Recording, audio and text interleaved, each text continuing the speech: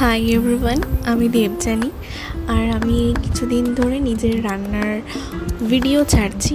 তো আজকে আমি রান্না করছি চিংড়ি মাছের মালাইকারি। তো ভাবলাম যে একটু ভয়েস ওভার দিই। তো আমি ফার্স্টে একটা পেস্ট বানাচ্ছি। এটা হচ্ছে কালো সর্ষে, পোস্ত এবং কাজুর।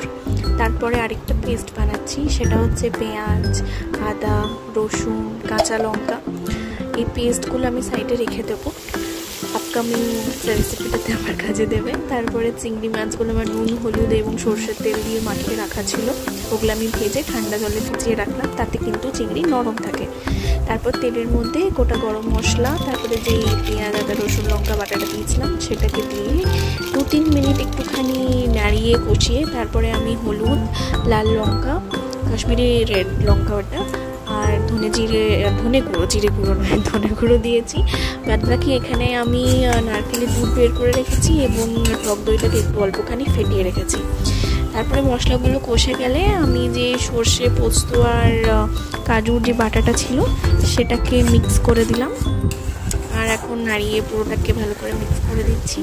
দিয়ে এই যে কালারটা এরকম কি অসাধারণ দেখতে লাগছে, তাই না? আমার ভীষণ ভালো লাগে চিংড়ি মাছের মালাইকারি খেতে। আর যখন এই মশলাটা কষে আসবে, তেল বেরিয়ে আসবে, তখন কিন্তু আমরা নুন দেবো, আর এখন চিনিও দিতে পারো। হ্যাঁ, চিনির আমার নেওয়া হয়নি, যাই হোক। তারপর ওটাকে কষিয়ে ফ্লেমটাকে একদম লো করে আমি টক দইটা দিয়ে দিলাম এখানে। ভালো করে মিক্স করে নিলাম। আর দেখো কি সুন্দর দেখতে লাগছে না, ফুটছে। তো আমি একটু ছোটো ছোটো এই ক্লিপসগুলো তোমাদের জন্য নিয়েছি।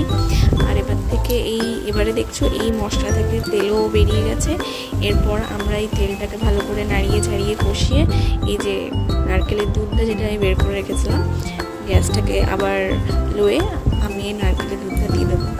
কি সুদিং লাগছে না দেখতে, যখনই নারকেলের দুধটা দেখছি কত সুন্দর কালারটা চেঞ্জ হয়ে যাবে, জাস্ট কি সুন্দর লাগছে। এটা আমার সেকেন্ড অ্যাটেম্প্ট চিংড়ি মাছের মালাইকারি করার।